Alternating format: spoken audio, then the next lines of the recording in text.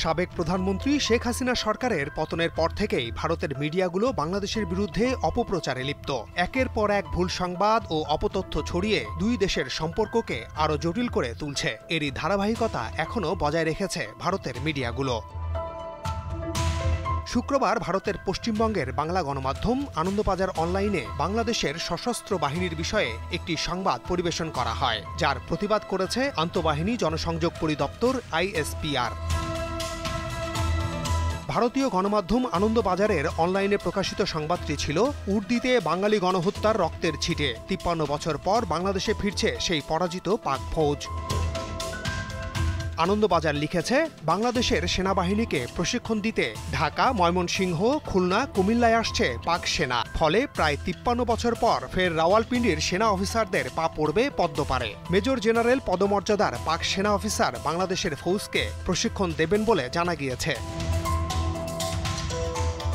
এখানেই থেমে থাকেনি আনন্দবাজার। তারা আরও লিখেছে, একাধিক গণমাধ্যমের প্রতিবেদন অনুযায়ী আগামী বছরের ফেব্রুয়ারি থেকে ধাপে ধাপে প্রশিক্ষণ দেবে পাক সেনা। প্রথম পর্যায়ের প্রশিক্ষণ চলবে ময়মনসিংহ ক্যান্টনমেন্টে। বাংলাদেশের এই সেনা ছাউনিতে রয়েছে ট্রেনিং অ্যান্ড ডক্ট্রিন কমান্ডের সদর দপ্তর।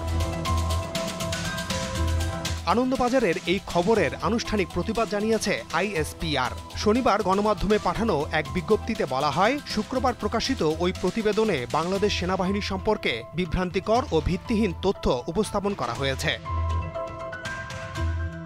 ISPR জানায়, বাংলাদেশ সেনাবাহিনী পেশাদারত্ব, নিরপেক্ষতা এবং আন্তর্জাতিক সহযোগিতার নীতিতে অটল। নিয়মিত কার্যক্রমের অংশ হিসেবে বাংলাদেশ সেনাবাহিনী বিভিন্ন দেশের সশস্ত্র বাহিনীর সঙ্গে বন্ধুত্বপূর্ণ সম্পর্ক বজায় রাখে এবং পারস্পরিক বোঝাপড়া ও দক্ষতা বৃদ্ধির জন্য ছাত্র বিনিময় ও প্রশিক্ষণ সহ বিবিধ সহযোগিতামূলক কর্মসূচি পরিচালনা করে। উল্লেখ্য, পাকিস্তান সেনাবাহিনীর কোনো প্রশিক্ষক দল বা প্রতিনিধি দলের বাংলাদেশের কোনো সেনানিবাসে প্রশিক্ষণের জন্য আসার কোনো পরিকল্পনা নেই। এই দাবি ভিত্তিহীন এবং বাস্তবতার সঙ্গে সামঞ্জস্যপূর্ণ নয়। এছাড়াও বাংলাদেশ সেনাবাহিনী তার চাহিদার ভিত্তিতে বিভিন্ন দেশ থেকে প্রয়োজনীয় গোলাবারুদ সংগ্রহ করে। সংবেদনশীল প্রতিরক্ষা বিষয়ে অজ্ঞতাপ্রসূত মতামত অনভিপ্রেত, অযাচিত ও আপত্তিকর।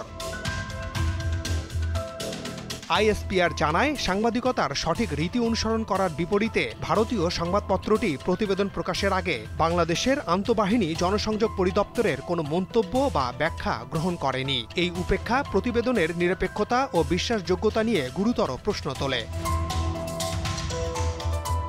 এর আগেও প্রোপাগান্ডার বিরুদ্ধে বাংলাদেশের অন্তর্বর্তী সরকার আনুষ্ঠানিকভাবে প্রতিবাদ জানিয়েছে ভারতের মোদী সরকারকে, কিন্তু এরপরেও থেমে নেই দেশটির গণমাধ্যমে বাংলাদেশ নিয়ে ভুল তথ্য ও প্রোপাগান্ডা। কবে থামবে তার নিশ্চয়তাও নেই।